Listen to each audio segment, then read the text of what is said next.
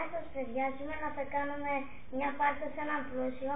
Εμείς θα κάνουμε υποτίθεται πως είμαστε τσιγκάνοι και επειδή είναι πλούσιος και περνάει από εδώ κάθε μέρα και μας βρίζει θα του πάρουμε λίγα λεφτάκια. Πάμε.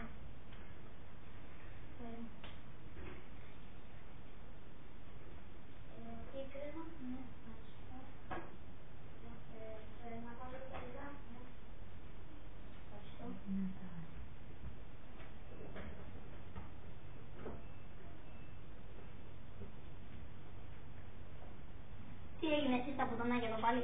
Θα μας δώσετε λίγα λεφτάκια. Να σου δείξει η κάμερα. Πώς παρακαλώ.